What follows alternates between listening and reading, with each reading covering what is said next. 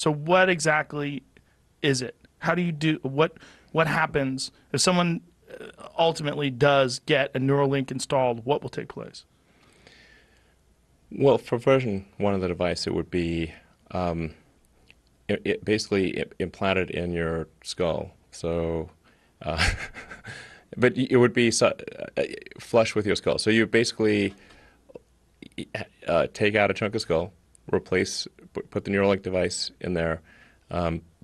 You put the electrode, you'd insert the electrode threads very carefully into the brain, and then you stitch it up, and you wouldn't even know that somebody has it, and so then it can interface basically anywhere in your brain. So it could be something that helps cure, say, eyesight, like returns your eyesight, even if you've like lost your optic nerve type of thing. Really? Yeah, absolutely.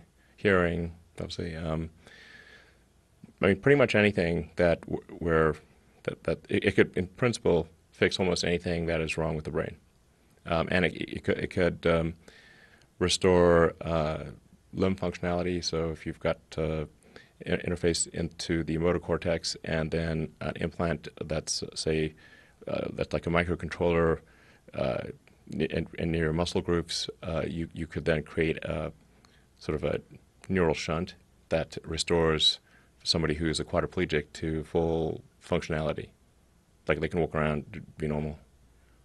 Whoa. Yeah. So maybe slightly better. Slightly better over time, yes. You mean with future iterations? Yeah. Like the $6 million man. Although right. these days that doesn't That's seem like cheap. much. Yeah. Yeah. $6 billion man. Yeah. So the hole would be small. How big would the hole be that you have to drill and then replace with this piece? It's only one hole? Well, yeah, the device we're working on right now is about an inch in diameter. And your skull's pretty thick, by the way. So skulls are... Mine is, for sure. It might actually literally be. I mean, if you're a big guy, your skull is fairly thick. Skull's like 7 to 14 millimeters. Mm. So that's probably a couple of inches. A half inch, half inch thick skull-ish. Yeah. So that's a fair bit of, like, we got quite a coconut going on there. It's not like some eggshell. Oh yeah, I believe you.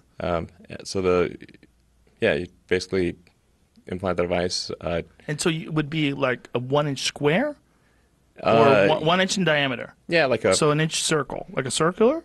Yeah, I think like a smartwatch or something like that, or. Okay. Yeah.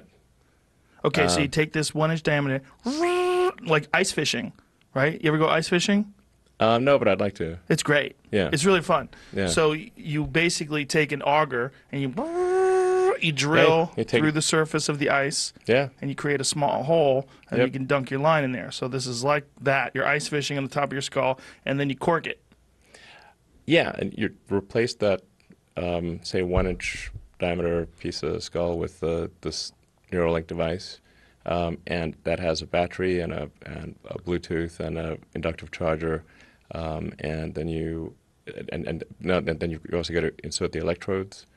So the electrodes are very carefully inserted with our robot that we developed.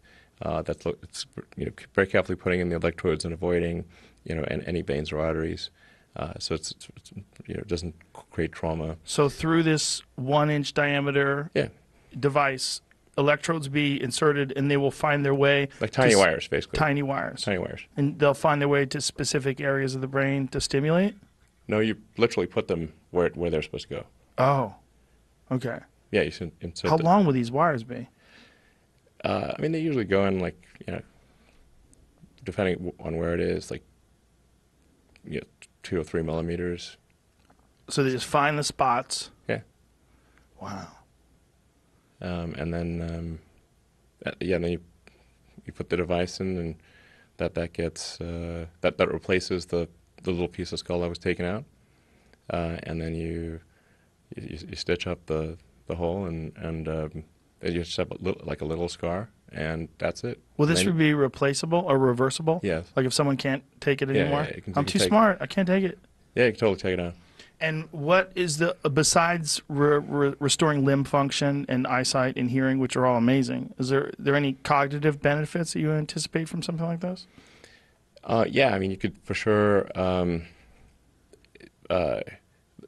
mean, basically, it's a generalized sort of thing for fixing any kind of brain injury. In principle, like if you've got like severe epilepsy or something like that, it could just sort of stop the epilepsy from occurring. Like it could detect it in real time and then fire a counter pulse and stop the epilepsy. I mean, there's a whole range of brain injuries. Like somebody gets a stroke, they could lose the ability to speak. That could also be fixed. So if you've got like stroke damage, or if you lose, say, muscle control over part of your face or something like that, I think. And then when you get old, you tend to, if you get like, Alzheimer's or something like that, then you lose memory, and this could help you with, restoring your memory, that kind of thing.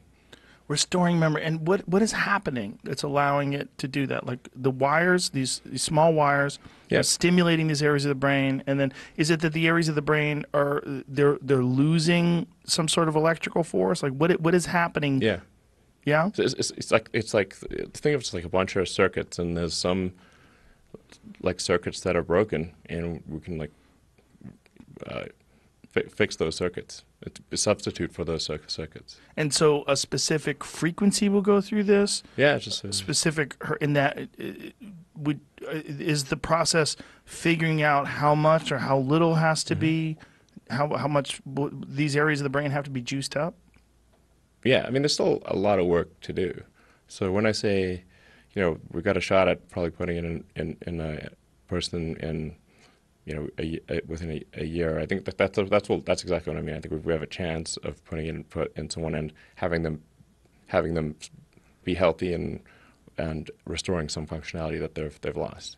The fear is that eventually you're gonna have to cut the whole top of someone's head off and put a new top. Sure. With a whole bunch of wires if you want to get, the real turbocharged version, the P100D of brain stimulation. I mean, ultimately, if you want to go with full AI symbiosis, you'll probably want to do something like that. Symbiosis is a scary word when it comes to AI. It's optional. I would hope so. Yeah.